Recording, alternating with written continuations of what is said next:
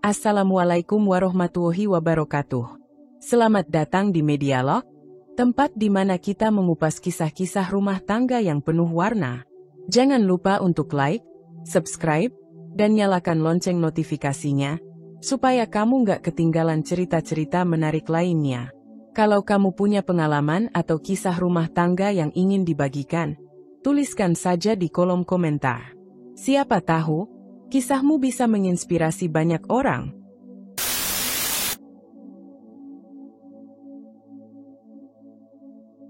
Alia adalah sosok istri yang setia, penyabar, dan penuh kasih. Sejak kecil, ia dibesarkan dalam keluarga sederhana yang menjunjung tinggi nilai kesetiaan dan ketulusan. Ketika ia menikah dengan Rafli, seorang pengusaha muda yang sedang menanjak karirnya, banyak orang yang menyebut mereka pasangan sempurna. Alia yang lembut dan penyayang sangat cocok mendampingi Rafli yang tegas dan ambisius. Pernikahan mereka berlangsung dalam suasana hangat dan penuh cinta. Tidak hanya tampak dari luar, bahkan bagi keluarga dan sahabat terdekat mereka, rumah tangga Alia dan Rafli terlihat begitu ideal. Mereka sering mengunggah momen-momen manis di media sosial, makan malam romantis, liburan ke luar negeri, dan kebersamaan di rumah yang indah di kawasan elit kota. Setiap pagi, Alia selalu menyiapkan sarapan untuk Rafli, lengkap dengan bekal dan catatan kecil yang ditulisinya dengan tangan sendiri. "Semangat kerja ya, sayang," begitu tulis Alia di setiap kertas kecil yang diselipkan di dalam tas suaminya. Rafli pun selalu membalas dengan pelukan hangat dan ciuman di kening sebelum berangkat bekerja. Sekilas, hidup mereka tak ubahnya cerita dongeng modern. Rafli adalah pria karismatik dengan visi besar. Ia memulai usahanya dari nol, membangun perusahaan properti yang kini berkembang pesat. Ia dikenal sebagai sosok yang ulet dan berani mengambil risiko. Di balik kesibukannya, ia selalu meluangkan waktu untuk Alia, meski sekadar makan malam bersama di rumah atau jalan-jalan di akhir pekan. Bagi Alia, itu sudah lebih dari cukup. Ia tak pernah menuntut lebih, karena ia mencintai Rafli bukan karena hartanya, tetapi karena hati dan perjuangannya. Namun, sebagaimana pepatah mengatakan bahwa tak semua yang tampak indah di luar berarti tanpa retak di dalam, rumah tangga mereka pun menyimpan rahasia yang belum terungkap. Alia tak pernah curiga, tak pernah merasa perlu mempertanyakan apapun tentang suaminya.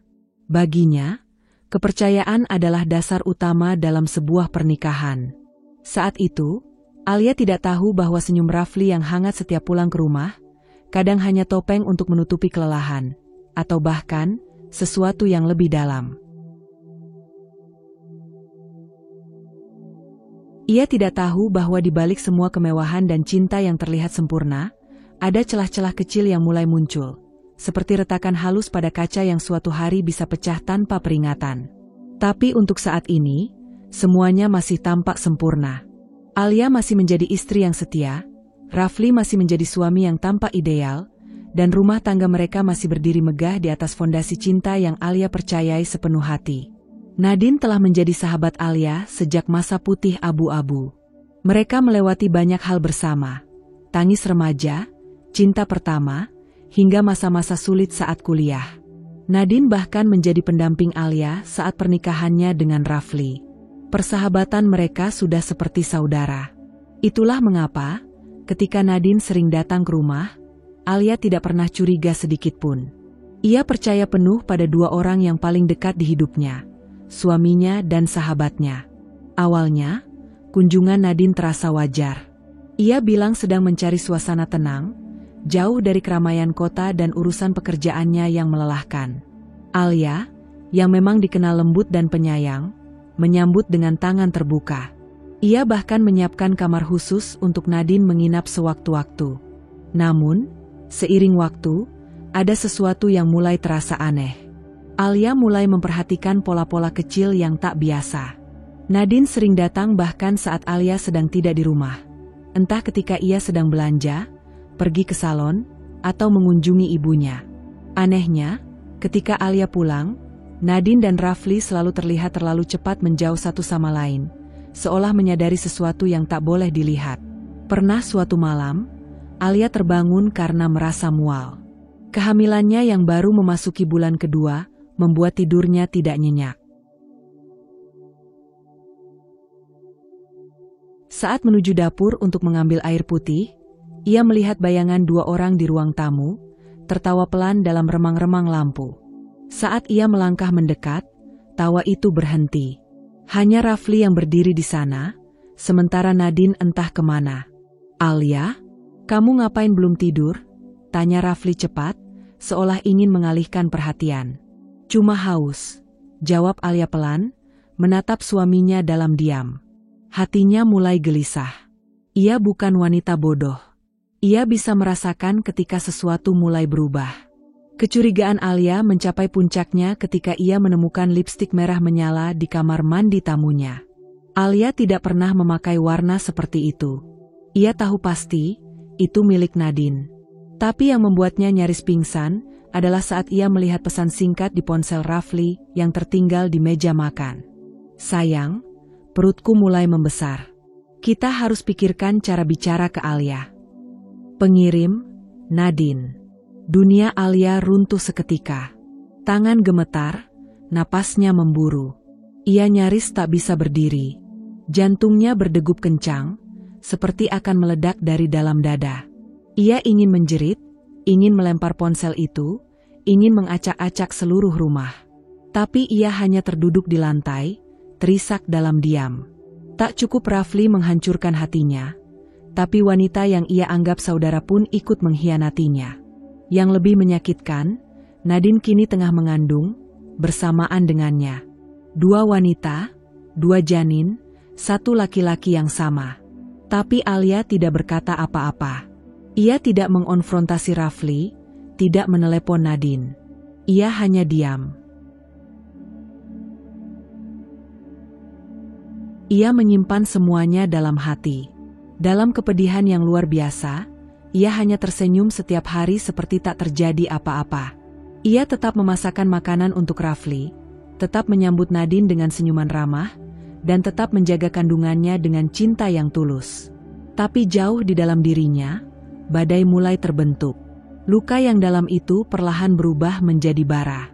Dan suatu hari, bara itu akan membakar segalanya. Waktu berlalu dengan cepat. Dalam diamnya, Alia menyimpan luka yang kian membusuk di dalam dada. Sementara Nadine tetap berlagak manis, seolah tak ada yang salah. Ia masih kerap datang ke rumah, bahkan terkadang membawa makanan untuk Alia yang hamil tua. Alia menerima semuanya dengan senyum yang dipaksakan, sambil dalam hati terus bertanya, sejauh apa pengkhianatan ini akan berjalan. Namun Alia tetap diam. Ia menjaga kandungannya dengan penuh cinta dan doa. Ia ingin anak ini tumbuh dalam kasih, meski dunia di sekelilingnya dipenuhi kepalsuan. Saat hari persalinan tiba, takdir mempermainkan Alia sekali lagi. Secara kebetulan, or mungkin sudah direncanakan, Nadine juga melahirkan di rumah sakit yang sama. Ruang bersalin mereka hanya terpaut 1 kamar.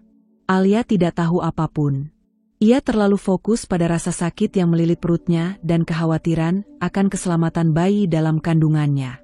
Di balik tembok rumah sakit yang dingin dan sunyi, Nadine menyusun rencana jahat. Ia tahu bahwa ini adalah satu-satunya cara agar anaknya mendapatkan hidup yang ia impikan.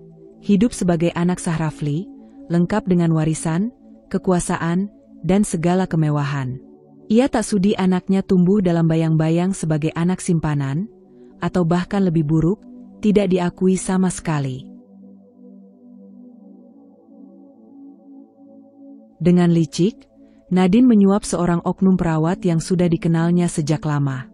Uang diselipkan dalam amplop, janji dibisikkan dalam diam. Pastikan bayi itu tertukar malam ini. Tidak akan ada yang tahu, dan kamu akan hidup nyaman selama sisa hidupmu, kata Nadine dengan suara dingin namun mantap. Malam itu, ketika kedua bayi baru saja dilahirkan dan dibawa ke ruang perawatan, aksi keji itu dilakukan. Dalam cahaya lampu neon yang temaram dan lorong rumah sakit yang sepi, sang perawat membawa 2 bundel kecil itu dan menukarnya tanpa suara, tanpa jejak. Bayi Alia yang lahir lebih dulu, sehat dan sempurna, kini diletakkan di dalam inkubator yang bertuliskan nama Nadine. Sementara bayi Nadine, yang lahir dengan komplikasi ringan, diberikan kepada Alia, dibungkus dengan selimut biru lembut dan dibawa ke kamarnya dengan senyum palsu dari sang perawat. Alia, yang masih lemah dan belum sepenuhnya sadar dari pengaruh bius, menyambut sang bayi dengan linangan air mata. Ia tidak tahu, tidak bisa tahu. Hatinya penuh dengan cinta untuk bayi itu, meski naluri keibuannya sempat tersentak sesaat. Kenapa wajahnya terasa asing, batinnya lirih. Tapi ia menepis perasaan itu. Mungkin karena masih merah, mungkin aku hanya terlalu lelah. Sementara itu, di kamar sebelah, Nadine memeluk bayi Alia dengan puas. Ia menciumi kening bayi itu dengan senyum kemenangan. Mulai malam ini, kamu bukan anak Alia. Kamu adalah anakku, dan kamu akan membuka jalan untuk masa depanku. Dengan rencana busuk ini, Nadine ingin memastikan bahwa ketika waktunya tiba, ia bisa mengklaim bahwa anaknya adalah pewaris sah Rafli. Ia bisa menekan Rafli, mengancam, atau bahkan memerasnya secara hukum jika perlu. Ia tak peduli dengan moral atau perasaan. Baginya, ini adalah permainan kekuasaan, dan ia berniat menang, apapun risikonya. Dan Alia, ia tetap diam dalam ketidaktahuannya, menggendong bayi yang bukan darah dagingnya sendiri. Namun tak ada rahasia yang bisa disembunyikan selamanya. Dan satu hari nanti, kebenaran akan muncul ke permukaan, dengan harga yang harus dibayar sangat mahal. Nadine duduk di kursi kamarnya, memeluk bayi mungil yang kini ia yakini sebagai anak kandung Alia. Senyum penuh kemenangan terpahat di wajahnya. Dalam pikirannya, semua telah berjalan sempurna. Alia telah membawa pulang bayi hasil hubungan gelap antara dirinya dan Rafli. Sementara ia sendiri membawa bayi Alia ke dalam pelukannya, anak dari pernikahan sah, anak yang akan mengamankan masa depannya.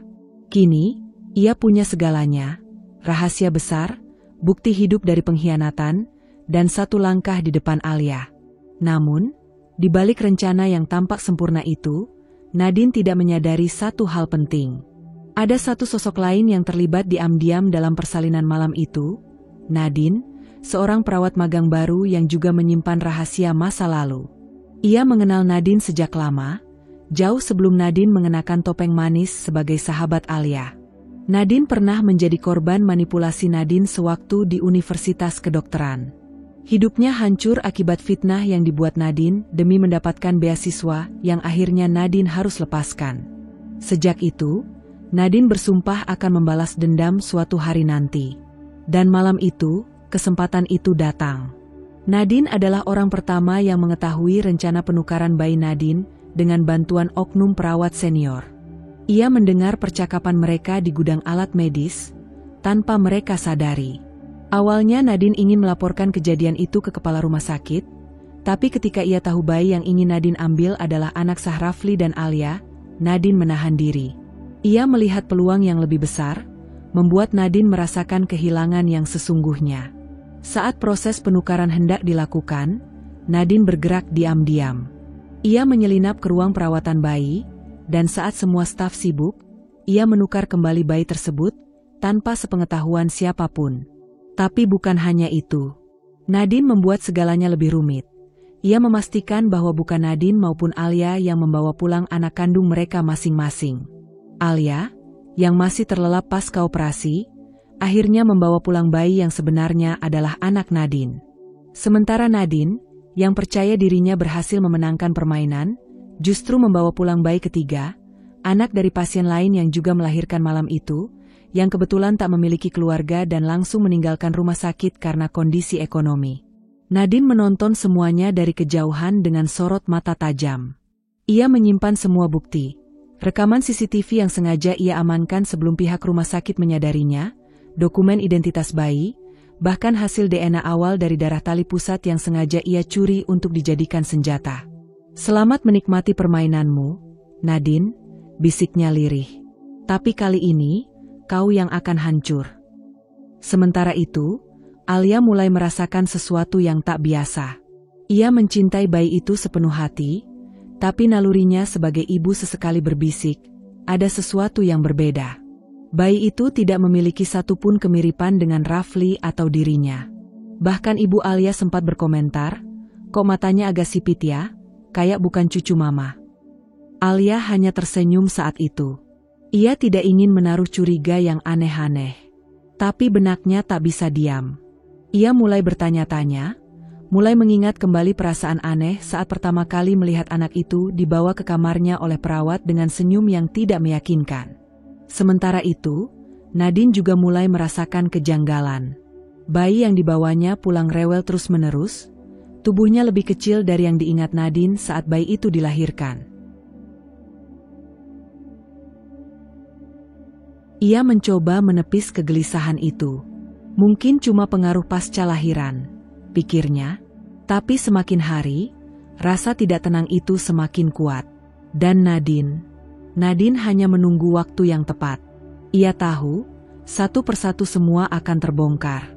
Ia hanya perlu menekan tombol yang tepat, dan semuanya akan jatuh berantakan seperti kartu domino. Tahun pertama berlalu dalam kabut kebohongan. Alia merawat bayi yang kini ia beri nama Faye, singkatan dari Fight. Karena ia percaya bayi itu adalah titipan Tuhan yang harus ia jaga sekuat hati.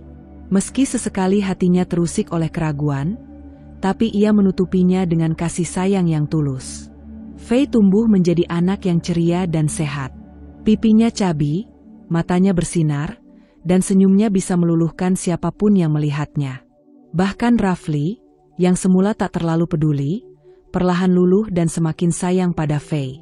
Bagi mereka, Faye adalah anugerah yang menyatukan rumah tangga mereka kembali, meski fondasinya telah retak sejak lama. Sementara itu, Nadine menjalani kehidupannya dengan rasa tidak menentu. Ia menamai bayi perempuan yang dibawanya pulang sebagai Raya, nama yang bermakna kemegahan. Tapi kenyataannya, hidup Raya jauh dari megah.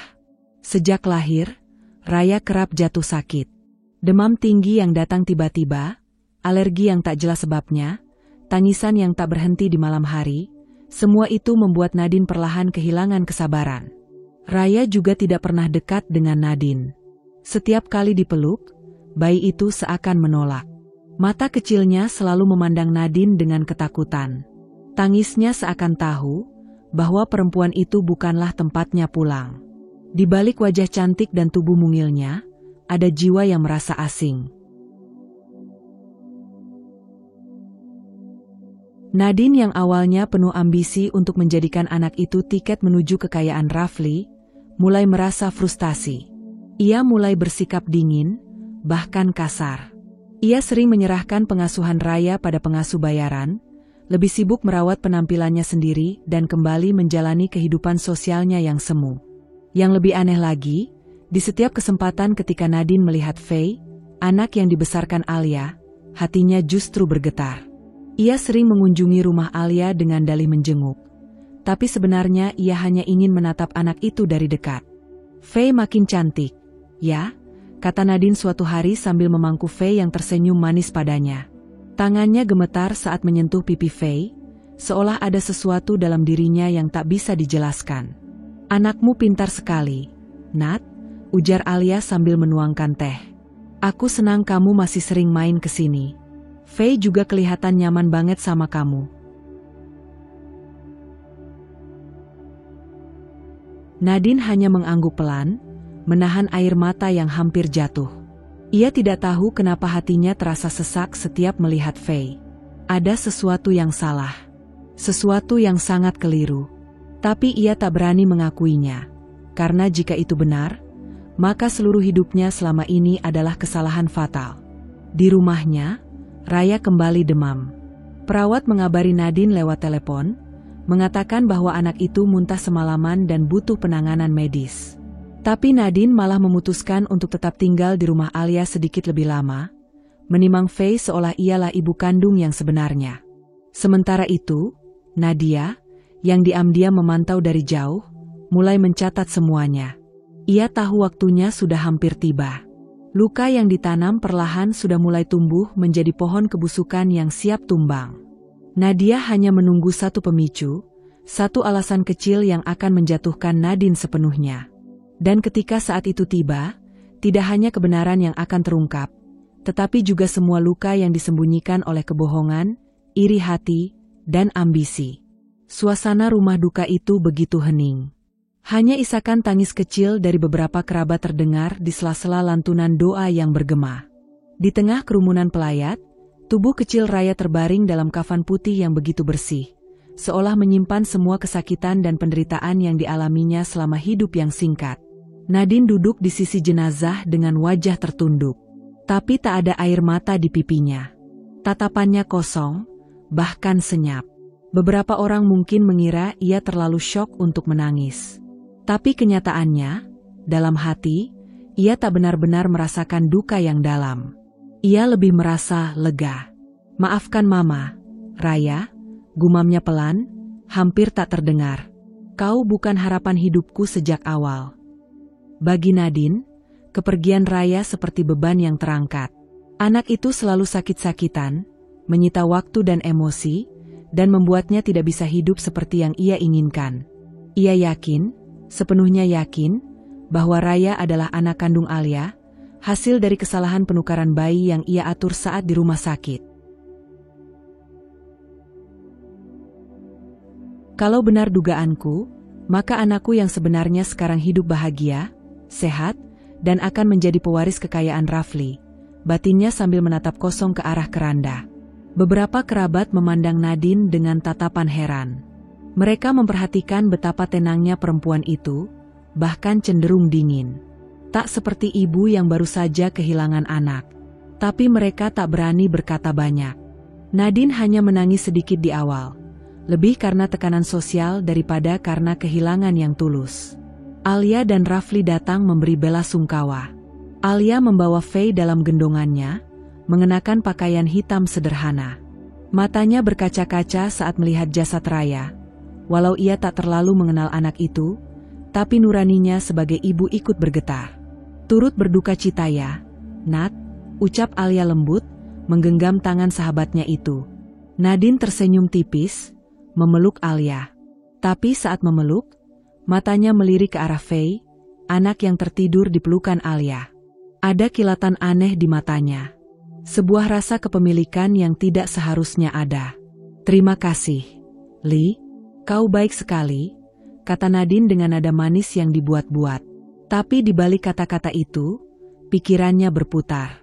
"Kau tidak tahu, Lee, bahwa anak yang kau banggakan itu seharusnya bukan milikmu. Faye adalah anakku. Dia akan jadi besar dan hebat, dan aku akan tetap ada di sekitarnya. Bahkan lebih dekat dari ibunya sendiri." Malam harinya, setelah semua tamu pulang dan jenazah Raya dikuburkan, Nadine duduk sendirian di kamar kosong yang dulu dipakai Raya. Boneka-boneka kecil berderet di rak. Selimut bayi masih tertata rapi di kasur mungil itu. Tapi tak ada rasa kehilangan. Justru yang ia pikirkan adalah satu hal. Bagaimana caranya agar ia bisa lebih dekat dengan Faye, agar anak itu bisa ia rebut kembali, perlahan, tanpa menimbulkan kecurigaan. Ia mulai menyusun strategi baru.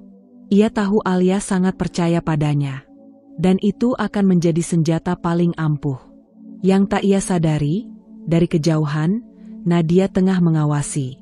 Perempuan itu menyaksikan pemakaman Raya dari kejauhan, berdiri di balik pohon pinus besar tak jauh dari pemakaman.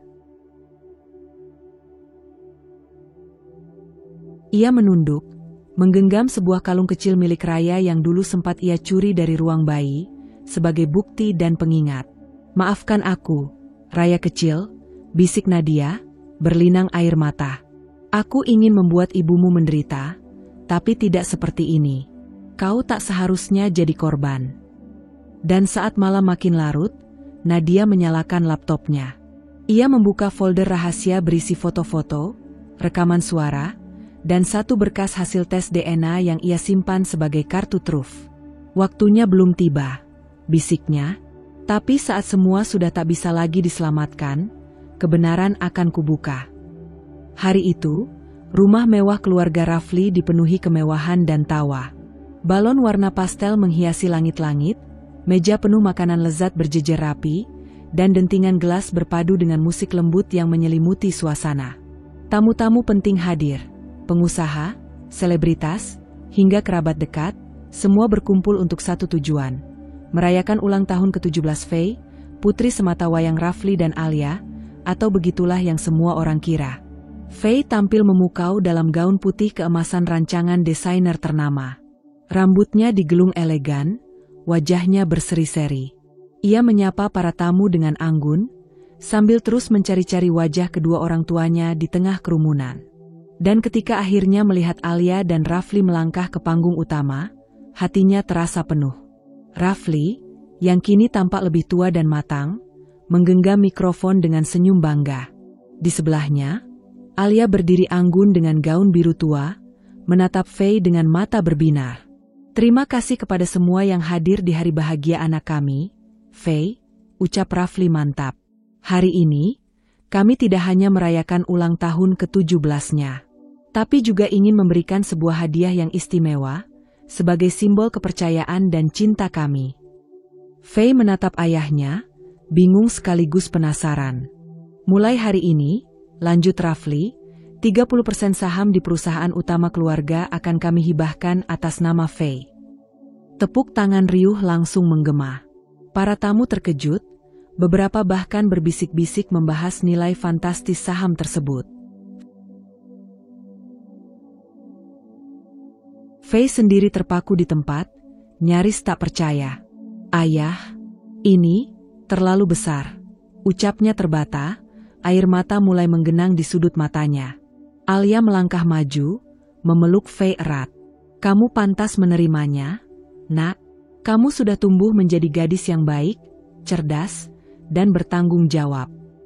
Semuanya tampak sempurna. Sebuah pesta megah yang diisi dengan cinta, bangga, dan harapan besar akan masa depan. Namun semua itu hanya bertahan beberapa menit. Di tengah tepuk tangan kedua, seorang tamu tak diundang melangkah masuk dengan percaya diri. Gaunnya merah darah, kontras dengan kemegahan pesta. Matanya tajam, bibirnya melengkung sinis. "Nadine." Alia membeku. Rafli menegang. Bahkan musik pun perlahan terhenti saat semua mata beralih pada wanita itu. "Nampaknya aku datang tepat waktu," ucap Nadine, senyum liciknya tak bisa disembunyikan. "Aku ingin mengucapkan selamat ulang tahun untuk putriku tercinta." Ruangan hening. Beberapa orang tertawa kecil, mengira itu lelucon. Tapi ekspresi tegang di wajah Rafli dan Alia membuat suasana berubah drastis. "Cukup, Nadine," kata Rafli pelan, tajam. "Ini bukan tempatnya." "Bukan tempatnya?" Nadine menatap Rafli dengan tatapan penuh api. "Setelah 17 tahun kalian membesarkan anak hasil perselingkuhan kita, kamu pikir aku akan diam? Kamu pikir aku akan membiarkan dia menikmati semua kekayaan ini tanpa tahu siapa dia sebenarnya?" Alia terkejut, tubuhnya gemetar. Faye menatap ibunya, lalu ayahnya, dan akhirnya Nadine, yang kini menatapnya penuh kepemilikan. "Apa maksudmu?" tanya Faye dengan suara kecil. Nadine tersenyum miring. "Sayang, kamu bukan anak Alia. Kamu bukan anak dari rumah tangga yang sempurna seperti yang kamu pikirkan. Kamu adalah darah dagingku. Aku yang melahirkanmu. Ayahmu adalah Rafli. Mereka telah membohongi kamu seumur hidupmu." Tamu-tamu terperangah. Beberapa mulai merekam dengan ponsel. Alia menatap Rafli dengan tatapan yang sulit diartikan, campuran sakit hati, pengkhianatan, dan ketakutan.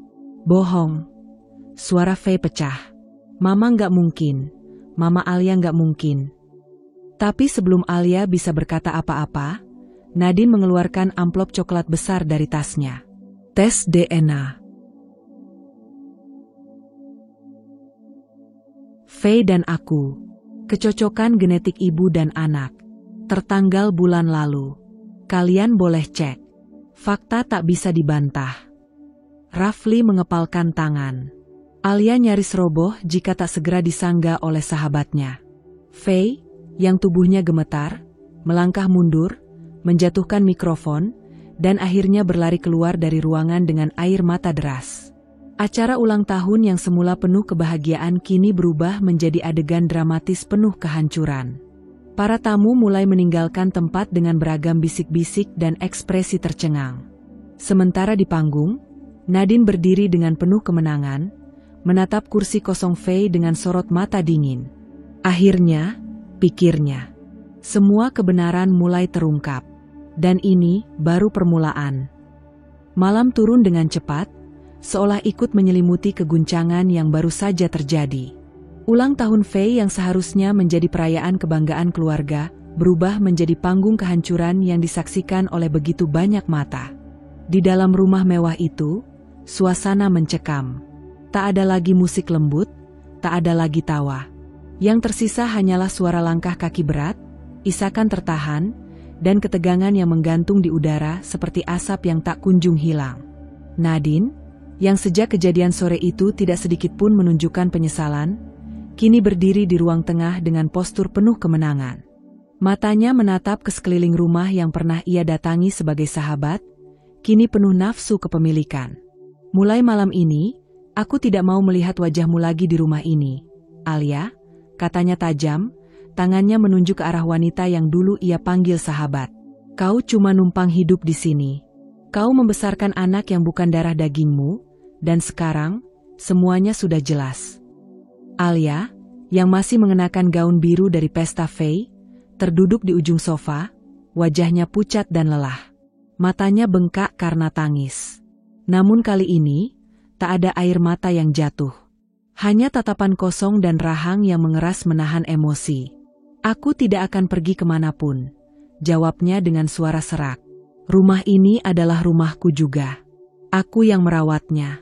Aku yang membesarkan Fei. Meskipun dia bukan dari rahimku, aku adalah ibunya. Tecah.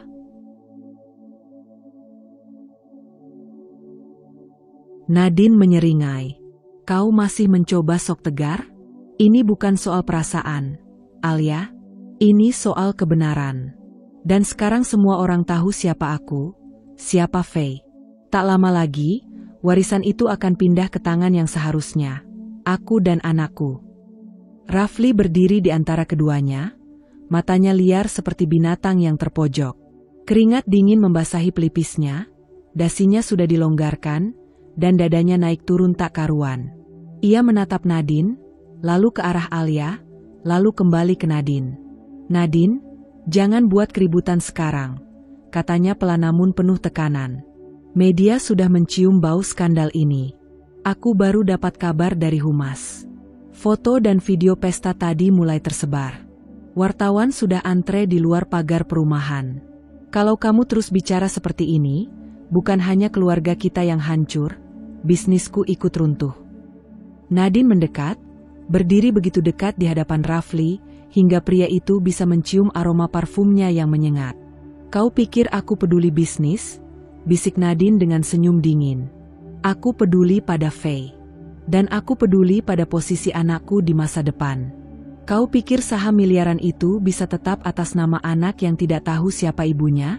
Setelah semua ini, kau lebih baik menyesuaikan diri, Rafli. Kalau tidak, aku akan buka lebih banyak aibmu pada publik. Rafli mencengkeram lengan Nadine dengan emosi yang hampir meledak. Kau mau apa sebenarnya? Fei sudah punya semuanya. Kau mau hancurkan dia juga. Bukan aku yang hancurkan dia, Rafli. Kau dan Alia yang membohongi dia sejak kecil, jawab Nadine dengan datar. Aku hanya memperbaiki apa yang salah. Dan itu berarti, Alia harus keluar dari hidup Fei. Alia berdiri perlahan. Kali ini matanya tak kosong. Ia menatap Nadine lurus-lurus, penuh amarah dan luka yang belum sembuh. Kau pikir kau bisa menggantikan posisiku di hati Fei? Bisiknya. Kau pikir dengan status biologis, semua kasih sayang yang kuberikan akan hilang begitu saja? Kau tak akan pernah bisa jadi ibunya seperti aku. Kau tak tahu apa-apa tentang Fei. Bahkan selama ini, kau tidak benar-benar mencintai dia, kan? Kau hanya peduli pada apa yang bisa dia warisi. Suasana menjadi tegang.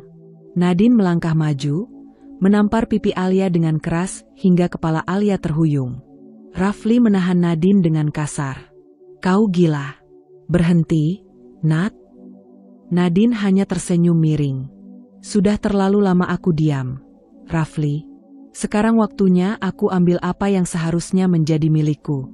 Kau, kekayaanmu, dan Faye. Dari luar rumah, suara kamera dan teriakan wartawan mulai terdengar. Pak Rafli, apa benar Faye bukan anak Bu Alia? Bu Nadine, benarkah Anda akan menuntut hak waris Faye? Nadine menarik napas dalam-dalam, membenarkan rambutnya, lalu berkata tenang, mulai besok, aku akan ke pengadilan. Kita akan lihat, siapa yang lebih pantas di mata hukum untuk mendampingi Faye. Kamu atau aku, Alia? Alia berdiri tegak meski pipinya masih memerah. Aku tidak akan menyerah. Kau boleh punya darahnya, tapi Faye, dia adalah anakku. Dan aku akan melindunginya, dari siapapun. Termasuk dari ibunya sendiri. Rafli menunduk, tahu bahwa badai besar telah datang. Rumah yang dulu ia bangun dengan mimpi-mimpi dan ambisi kini, berubah menjadi medan perang yang ia ciptakan sendiri. Dan di kamar atas, Faye menangis terisak, mendengar semuanya dari balik pintu yang tak sepenuhnya tertutup. Untuk pertama kalinya dalam hidupnya, ia tak tahu siapa dirinya, dan siapa yang benar-benar mencintainya. Pagi itu, rumah Rafli yang megah tampak lebih sunyi dari biasanya. Kegemerlapan pesta ulang tahun semalam seolah telah hilang bersama dengan gemuruh perasaan yang memenuhi setiap sudut rumah. Namun, masih ada satu hal yang tetap menggantung, menggigit dan menggerogoti perasaan setiap orang yang terlibat dalam skandal besar ini. Alia berdiri tegak di ruang keluarga, tatapannya lurus ke depan. Rafli ada di sebelahnya, wajahnya tampak lebih lelah dari sebelumnya. Sementara di hadapan mereka, Nadine berdiri dengan tatapan penuh amarah dan kekesalan. Suasana tegang. Hanya ada 3 orang di ruangan itu, namun ketegangan terasa begitu meluas, memenuhi setiap celah udara yang ada. Apa yang akan kamu buktikan sekarang, Alia? Suara Nadine bergetar antara kemarahan dan kekhawatiran. Apakah kamu masih berpikir bahwa cerita kebohonganmu bisa mengubah kenyataan? Alia tidak menjawab langsung. Ia hanya mengeluarkan sebuah amplop coklat yang sudah agak lusuh, menggenggamnya erat. Amplop itu sudah lama ia simpan, sejak beberapa bulan setelah kejadian malam itu, malam yang mengubah hidupnya selamanya. Dengan satu gerakan perlahan, Alia membuka amplop itu dan mengeluarkan sebuah dokumen resmi. Hasil tes DNA. Semua tatapan tertuju padanya. Ia menatap Nadine sejenak, lalu melangkah maju, meletakkan dokumen itu di atas meja, di depan Nadine. Aku tahu apa yang kamu pikirkan, kata Alia dengan suara yang tenang namun penuh ketegasan. Kamu berpikir bahwa kamu bisa merebut segalanya. Warisan, posisi, bahkan cinta anak yang bukan milikmu. Tapi kamu salah. Nadine tersenyum sinis, matanya menyipit. Apa yang kamu coba lakukan, Alia? Mengubah kenyataan dengan sekedar dokumen palsu? Ujarnya dengan nada meremehkan. Lihatlah, kata Alia sambil menatap dokumen itu, ini hasil tes DNA yang sudah aku lakukan. Tes ini membuktikan bahwa Faye adalah anak kandungku. Anak yang aku lahirkan, yang aku besarkan. Bukan anakmu. Suasana di ruangan itu berubah mencekam. Rafli yang sebelumnya diam, kini merasakan ketegangan di udara. Jantungnya berdegup kencang. Ia menatap Nadine yang tampaknya mulai kehilangan kendali. Tidak mungkin. Suara Nadine serak, namun ia berusaha untuk tetap tenang. Itu tidak bisa benar. Semua orang tahu siapa ibunya. Faye adalah anakku. Alia menghela napas panjang, lalu berkata dengan suara yang lebih rendah. Namun setiap kata yang keluar terdengar begitu tegas dan kuat. Aku tahu penukaran bayi itu sejak dulu. Aku tahu bahwa malam itu, bayi kami, Faye dan Raya, ditukar tanpa sepengetahuan kita. Aku tahu bahwa kamu memanfaatkan situasi itu untuk memanipulasi kami. Tapi aku juga tahu satu hal, aku tidak akan membiarkanmu merusak hidup anakku. Jadi aku menukar bayi itu kembali dengan tanganku sendiri. Nadine. Nadine membeku. Matanya terbeliak, wajahnya pucat. Ia tak menyangka Alia bisa begitu tenang dan penuh ketegasan saat mengungkapkan kebenaran yang selama ini ditutupi.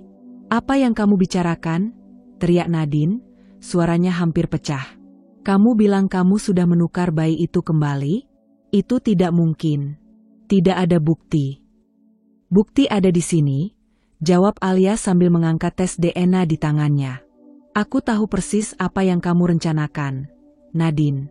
Kamu berpikir kamu bisa menguasai hidup Faye dengan cara licik itu. Tapi kamu salah, karena aku sudah lebih dulu bertindak. Dan sekarang, saat semuanya terbongkar, kamu akan menghadapi konsekuensinya. Rafli menatap Alia, kebingungannya semakin mendalam. Ia merasa terjebak di antara keduanya. Ia tidak tahu lagi harus berpihak pada siapa. Bagaimana mungkin Nadine, yang selama ini ia anggap sahabat, bisa begitu jahat? Tapi, aku, Rafli mencoba berbicara, suaranya terputus-putus. Aku tidak tahu tentang ini, Alia. Aku tidak tahu kalau Faye itu anak kita, potong Alia dengan tatapan dingin. Kamu mungkin tidak tahu, Rafli, karena kamu terlalu terlarut dalam urusan bisnismu, dalam hubungan gelapmu. Tapi aku tahu. Aku merasakannya sejak awal. Nadine terlihat semakin tersudut.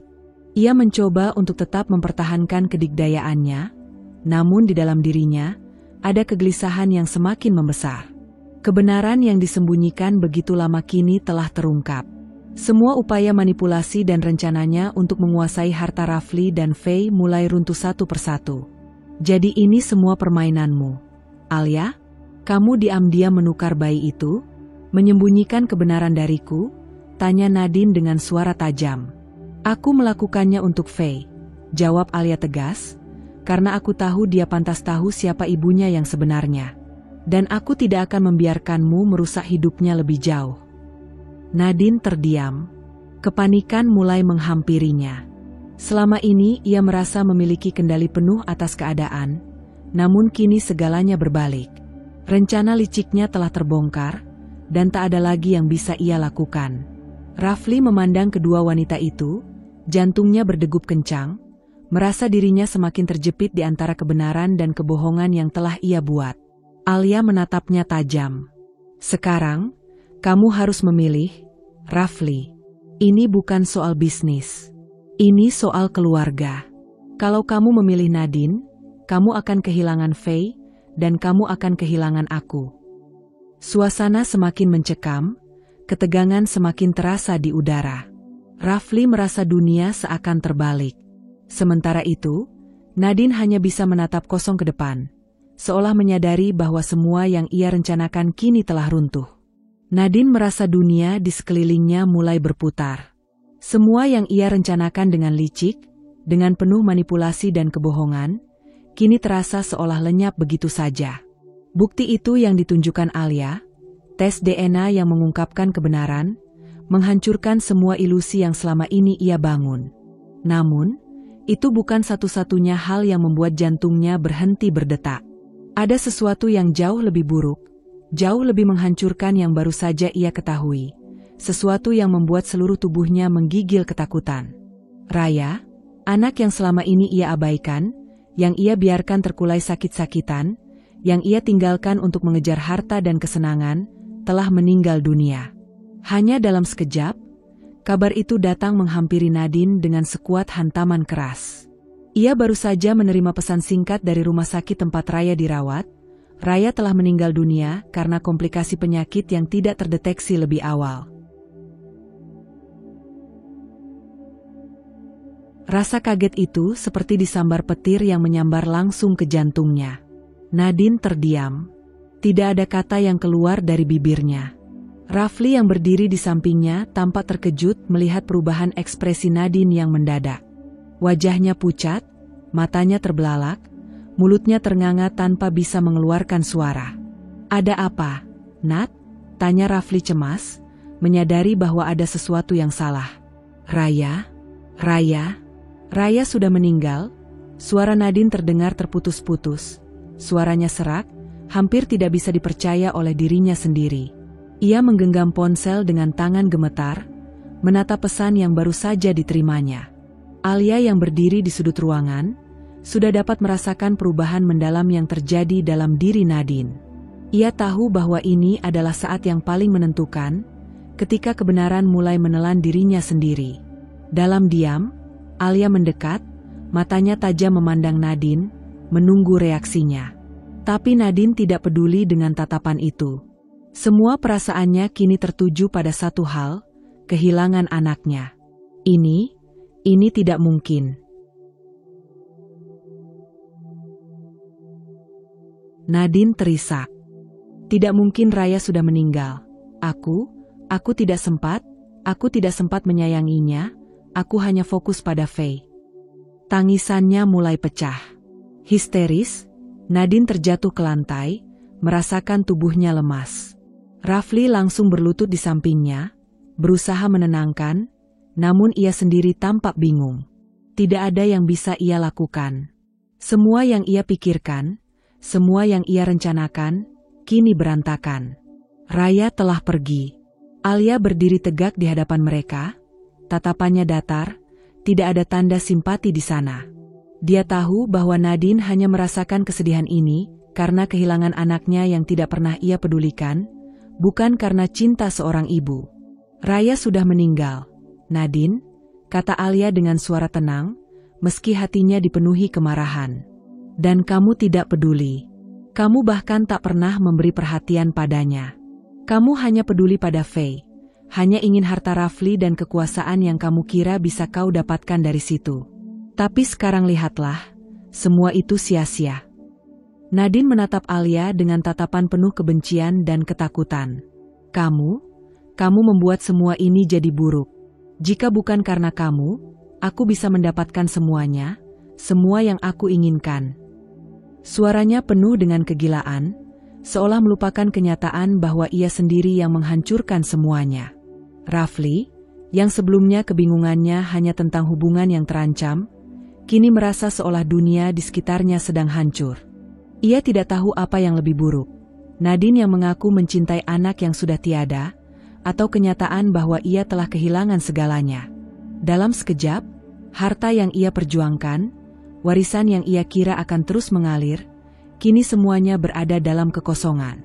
Nadine telah gagal. Keinginan untuk menguasai keluarga ini, untuk merampas hidup anaknya yang bukan darah dagingnya, semua itu kini tak berarti apa-apa. Jadi, sekarang bagaimana? Rafli, suara Alia memecah kesunyian. Kamu sudah mendengar semuanya. Kamu sudah tahu siapa yang selama ini ada di sampingmu. Tapi apakah kamu akan membiarkan dia merusak hidup anak kita? Nadine terisak, tubuhnya gemetar, air matanya mengalir deras. Aku tidak mau kehilangan semuanya. Tidak. Aku tidak bisa kehilangan anakku. Tidak bisa. Tangisannya semakin keras, seolah dunia yang ia bangun kini hancur berkeping-keping. Alia menghela napas, matanya tetap tajam menatap Nadine yang kini terkulai di lantai, merasakan kesedihan yang ia sendiri ciptakan. Tidak ada belas kasihan di hati Alia. Ia hanya merasakan bahwa semua yang terjadi adalah balasan yang pantas untuk Nadine. Aku tidak ingin mendengar alasan apapun. Nadine, kamu sudah kehilangan hakmu atas segala sesuatu. Dan itu bukan hanya karena kamu tidak peduli pada Raya, tapi juga karena kamu menganggap kehidupan Faye hanya sebagai jalan menuju tujuan pribadi. Rafli merasakan ketegangan yang semakin meningkat. Ia merasa terjepit, tidak bisa bergerak, tidak bisa berbicara. Dunia yang ia bangun dengan tangan sendiri kini runtuh begitu saja, dan ia tak tahu lagi harus berbuat apa. Nadine, dalam kepedihan yang mendalam, mulai merasakan kesendirian yang sebenarnya. Anak yang selama ini ia anggap sebagai alat untuk mencapai tujuannya, kini tak ada lagi. Raya telah tiada, dan Nadine hanya bisa terjatuh, menangis tanpa ada yang bisa menghiburnya. Alia menatapnya satu kali lagi, sebelum ia berbalik dan keluar dari ruangan itu, meninggalkan Nadine yang terjerembab dalam keputusasaan. Keberanian Alia untuk menghadapi kebenaran, untuk melawan semua kebohongan yang ditenun dengan licik oleh Nadine, akhirnya mengarah pada kemenangan yang tak bisa dibantah. Namun, meski Nadine jatuh, pertempuran ini belum berakhir.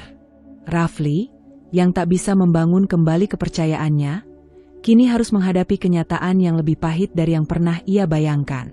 Rafli berdiri di luar ruang keluarga, Jantungnya berdetak kencang, terengah-engah, seolah-olah seluruh dunia di sekitarnya berputar begitu cepat dan tidak memberinya kesempatan untuk bernapas. Ia merasakan kekosongan yang mendalam dalam dirinya, perasaan yang selama ini ia hindari, perasaan yang datang setelah kebohongan, setelah ketamakan, dan setelah kesalahan-kesalahan yang tak bisa ia perbaiki. Hidupnya yang dulu megah, penuh kemewahan dan kesuksesan, kini terasa kosong. Harta, bisnis, dan segala kekayaan yang ia miliki seakan tidak berarti apa-apa lagi. Ia tahu, semua itu telah hancur berkeping-keping, tidak hanya karena permainan Nadine, tetapi juga karena keputusannya sendiri, keputusannya untuk mengabaikan orang yang paling ia cintai, Alia. Rafli menatap pintu ruang keluarga, tempat di mana Alia sedang duduk dengan wajah tenang namun penuh luka. Sejak Nadine membuka semua kebohongan mereka, Rafli merasa semakin terjepit. Keputusan-keputusan bodohnya, yang ia buat demi ambisi dan kesenangan pribadi, kini membawa dia ke dalam jurang penyesalan yang begitu dalam. Dengan langkah perlahan, Rafli mendekati Alia. Wajahnya terlihat kusut, matanya memerah, dan bibirnya tampak bergetar. Semua yang ia rasakan sekarang hanyalah penyesalan yang datang terlambat. Alia, Rafli bersuara pelan, hampir seperti bisikan, namun ada kegelisahan yang sangat besar dalam suaranya. Aku tahu aku telah membuat kesalahan besar. Kesalahan yang tak bisa aku perbaiki begitu saja. Alia tidak menoleh. Ia duduk tegak, matanya lurus menatap ruang yang kosong. Tidak ada rasa kasihan dalam dirinya. Hatinya terasa hancur, terluka, tapi juga tegar. Ia sudah melihat banyak kebohongan dan manipulasi dalam hidupnya. Tapi ini adalah akhir dari segalanya. Alia, Rafli melangkah lebih dekat, suaranya penuh dengan penyesalan. Aku terlalu terjebak dalam dunia bisnis dan Nadine. Aku mengabaikanmu, mengabaikan keluargaku sendiri, demi wanita itu. Ia menundukkan kepalanya, seolah-olah tak berani menatap wajah Alia. Aku sangat menyesal karena telah menyakiti kamu, karena telah membuatmu merasa tak dihargai. Alia akhirnya menoleh, wajahnya tetap dingin, namun matanya penuh dengan luka yang tak bisa disembuhkan. Kamu tahu, Rafli, katanya dengan suara yang tegas, namun ada kesedihan yang begitu dalam di balik kata-katanya. Aku tidak tahu lagi harus berkata apa. Kamu menghancurkan rumah tangga kita demi wanita yang tidak pernah benar-benar peduli padamu, demi ambisi yang akhirnya menghabiskan segalanya. Rafli terdiam. Setiap kata Alia terasa seperti tamparan keras di wajahnya. Setiap kalimat yang keluar dari mulut wanita itu seakan menyayat hatinya lebih dalam. Penyesalan yang datang terlambat tidak pernah terasa begitu menyakitkan. Alia, Rafli berlutut di depan Alia, tangan gemetar saat ia menyentuh tangan Alia dengan penuh harapan, seolah ingin meraih sedikit kesempatan untuk mendapatkan pengampunan. Aku mohon kamu memberi aku kesempatan untuk memperbaiki semuanya. Aku akan melakukan apa saja. Aku akan menebus semua kesalahanku. Alia terdiam lama, matanya tak bisa menyembunyikan perasaan yang bertentangan. Sebagian dari dirinya masih mencintai Rafli. Ya, ia masih mencintainya, meski hati ini terasa hancur. Namun, di sisi lain, Alia tahu bahwa penyesalan Rafli tidak akan mengembalikan waktu. Tidak ada yang bisa menghapus rasa sakit yang ia rasakan selama ini. Tidak ada yang bisa mengembalikan semua yang telah hilang. Rafli, jawab Alia pelan, suaranya menahan isak. Aku tidak bisa melupakan apa yang telah kamu lakukan, apa yang kamu izinkan Nadine lakukan. Kamu menghancurkan bukan hanya aku, tetapi juga masa depan Faye. Kamu menghancurkan semuanya. Rafli menundukkan kepalanya, merasa terhina dengan kata-kata itu, namun ia tidak bisa menyangkal kebenarannya. Setiap yang dikatakan Alia adalah kenyataan yang harus ia terima, meskipun ia tidak bisa mengubahnya. Aku tahu aku tidak berhak meminta maaf. Aku tidak berhak meminta maaf atas semua yang telah aku lakukan padamu. Tapi jika ada satu hal yang aku inginkan sekarang, itu adalah untuk membuktikan bahwa aku bisa berubah. Aku ingin membangun kembali kepercayaanmu, jika itu masih mungkin. Alia menatap Rafli dengan tatapan kosong. Ia tidak tahu lagi apa yang harus dilakukan. Cinta dan kebencian kini menjadi dua hal yang sangat dekat dalam dirinya. Ia mencintai pria yang dulu ia nikahi, pria yang kini sedang berlutut di depannya, tapi ia juga membenci pria itu karena telah mengkhianati kepercayaannya. Aku tidak tahu, Rafli, jawab Alia dengan suara yang nyaris tak terdengar. Aku tidak tahu apakah masih ada yang tersisa di antara kita. Kamu telah terlalu jauh membuat keputusan yang salah. Dan aku sudah terlalu lama hidup dalam kebohongan. Rafli menggenggam tangan Alia lebih erat, mencoba untuk menahan air mata yang hampir keluar. Ia tahu ini adalah saat-saat terakhir yang ia miliki untuk memperbaiki semuanya. Meskipun ia juga tahu, penyesalan tidak bisa mengubah apa yang telah terjadi. Jika kamu memberi aku kesempatan, aku akan membuktikan bahwa aku bisa berubah. Aku ingin memperbaiki semuanya, memulai dari awal, ujar Rafli, suaranya penuh dengan keputusasaan. Alia menarik tangannya perlahan, melepaskan genggaman Rafli. Ia menatap suaminya, yang kini tampak lebih rapuh dari sebelumnya. Seorang pria yang dulu ia kagumi, yang kini hanyalah bayangan dari dirinya yang dulu. Aku tidak tahu apa yang akan terjadi ke depannya, Rafli. Aku tidak tahu apakah aku bisa memaafkanmu. Tapi aku tahu satu hal, aku harus melangkah sendiri sekarang. Fei membutuhkan ibu yang kuat, bukan ibu yang terperangkap dalam kesalahan dan penyesalan. Rafli menatap Alia dengan tatapan yang penuh penyesalan, air matanya kini tak bisa ia tahan lagi. Aku benar-benar minta maaf, Alia. Aku tak tahu apa yang akan aku lakukan tanpa kamu. Alia mengalihkan pandangannya, matanya berkilau karena menahan emosi yang begitu dalam. Kamu harus mencari jalanmu sendiri, Rafli. Karena aku sudah membuat pilihan. Aku harus menjalani hidupku tanpa kamu. Tanpa sepatah kata lagi, Alia bangkit dari kursinya dan meninggalkan Rafli yang masih berlutut, tak tahu lagi harus berbuat apa. Penyesalan yang datang terlambat kini menjadi beban berat yang harus ia tanggung sepanjang hidupnya. Rafli masih duduk di lantai, dengan kepala tertunduk, air matanya mengalir tanpa bisa ia bendung lagi. Ia tidak bisa menahan rasa sakit yang meremukkan hatinya, rasa bersalah yang terus menghantui setiap detik kehidupan yang ia jalani. Alia, wanita yang dulu ia cintai, yang ia nikahi dengan janji akan membahagiakan, kini telah berdiri di hadapannya, siap membuat keputusan terakhir yang tak bisa ia ubah. Selama ini, Rafli selalu menganggap bahwa harta dan kekuasaan adalah segalanya, bahwa semuanya bisa dibeli dengan uang. Namun, kini ia menyadari bahwa apa yang benar-benar berharga dalam hidupnya tidak bisa diukur dengan kekayaan. Alia adalah segalanya baginya, dan ia telah kehilangan wanita itu karena kebodohannya sendiri. Namun, meskipun rasa sakit dan penyesalan menggerogoti hatinya, Rafli tahu satu hal, Alia sudah tak lagi bisa diterpa oleh kata-kata manis atau penyesalan yang datang terlambat.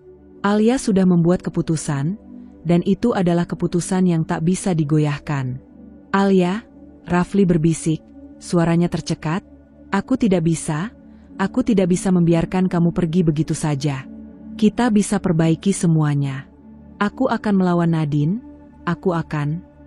Alia memotong kata-kata Rafli dengan tegas. Sudah cukup. Rafli, tidak ada lagi yang bisa diperbaiki. Kamu sudah melukai aku terlalu dalam, sudah menghancurkan kepercayaan yang aku bangun selama ini. Kamu membuat pilihanmu, dan aku juga membuat pilihanku. Alia berdiri tegak, matanya menatap Rafli dengan tajam, seolah-olah ada kekuatan besar yang memberinya keteguhan dalam menghadapi suaminya yang kini terkulai di hadapannya. Ia tahu apa yang harus dilakukan. Meskipun ini adalah keputusan yang tidak mudah, tetapi satu-satunya jalan yang bisa ia pilih untuk memulai hidup baru, bebas dari beban masa lalu. Rafli, kata Alia dengan suara datar namun penuh ketegasan, aku tidak akan memberimu apa-apa lagi. Semua yang telah kamu buat dalam hidup kita, itu tanggung jawabmu sendiri. Aku tidak akan memberi sepeser pun dari harta kita. Rafli menatap Alia, seolah-olah kata-kata itu menampar wajahnya. Alia, tolong. Fei, kita harus memikirkan Fei. Dia adalah darah daging kita. Harta ini seharusnya untuk masa depannya. Tapi itu tidak ada hubungannya dengan kamu lagi, Rafli, jawab Alia. Semua warisan sudah sah atas nama Faye, dan itu tidak bisa digugat. Tidak ada lagi yang bisa kamu klaim, tidak ada lagi yang tersisa untukmu dalam hidup kami. Alia mengambil napas dalam-dalam, dan dengan langkah tegas, ia meraih amplop biru yang ada di meja. Tanpa ragu, ia meletakkannya di hadapan Rafli. Amplop itu berisi dokumen perceraian yang sudah disiapkan jauh sebelum percakapan ini dimulai. Alia tidak ingin menunggu lebih lama lagi. Rafli harus merasakan konsekuensi dari semua keputusan bodohnya. Aku sudah menandatangani semuanya, lanjut Alia.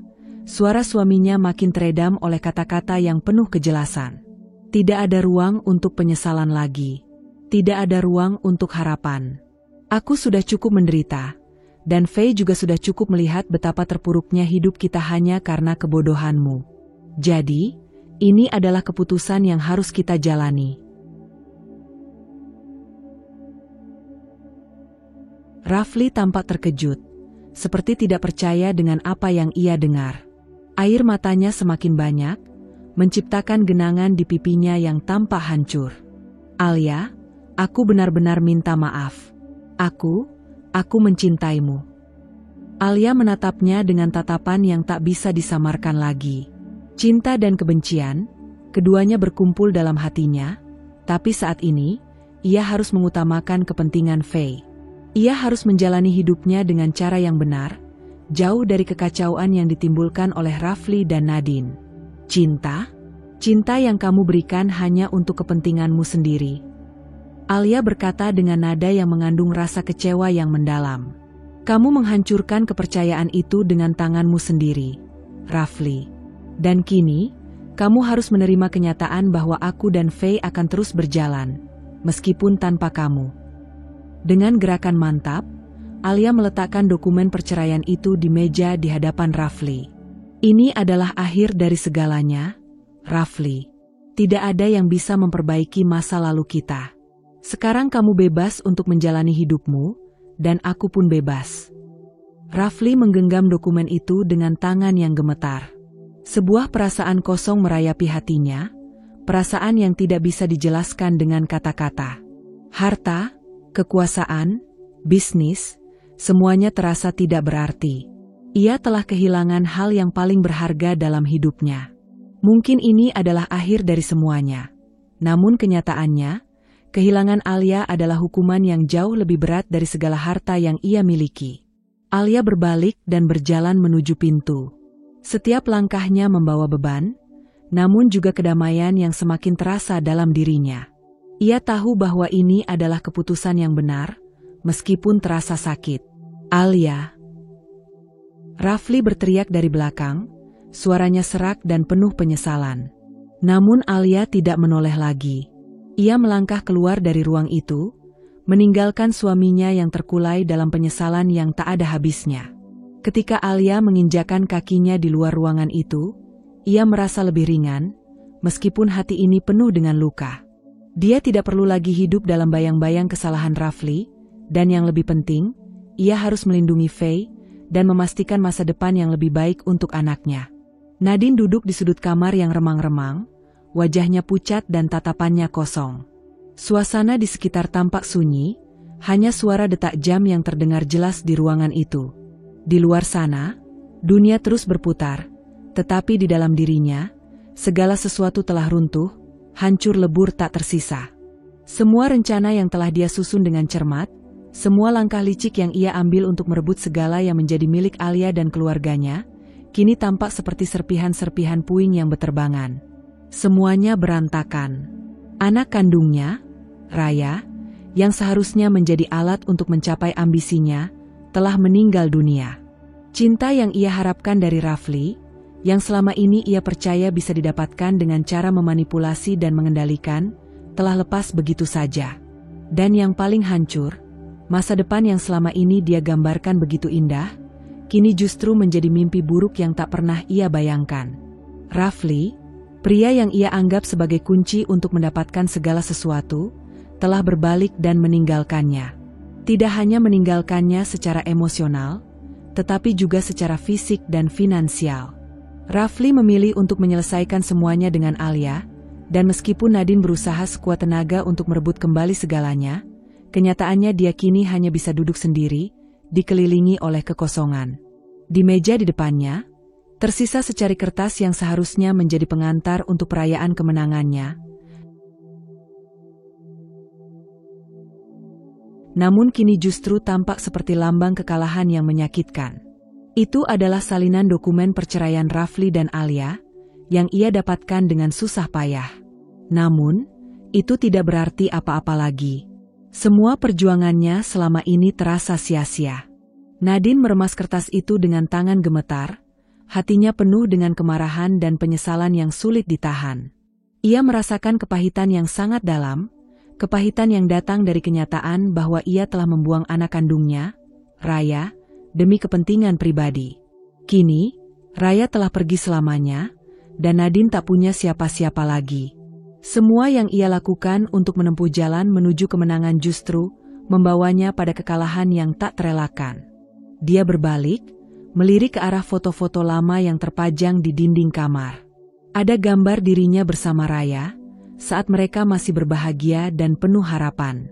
Gambar itu kini terasa seperti sebuah ilusi.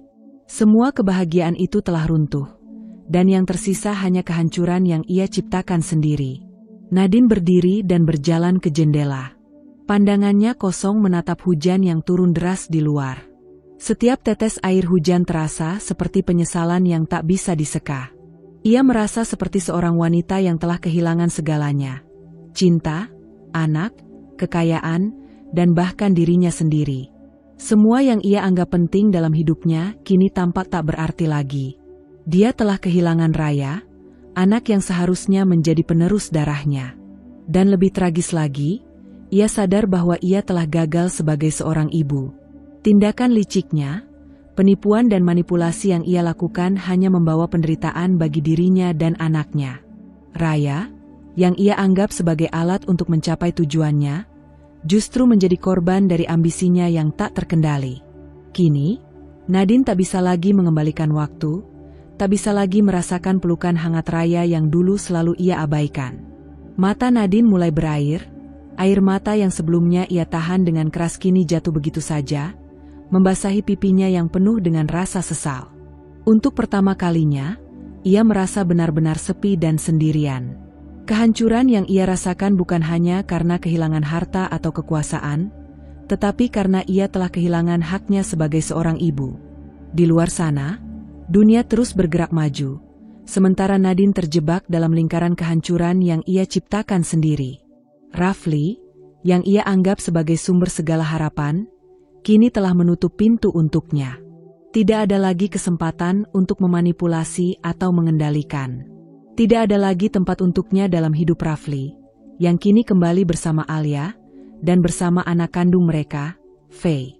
Di dalam hati Nadine, kebencian terhadap dirinya sendiri semakin membesar.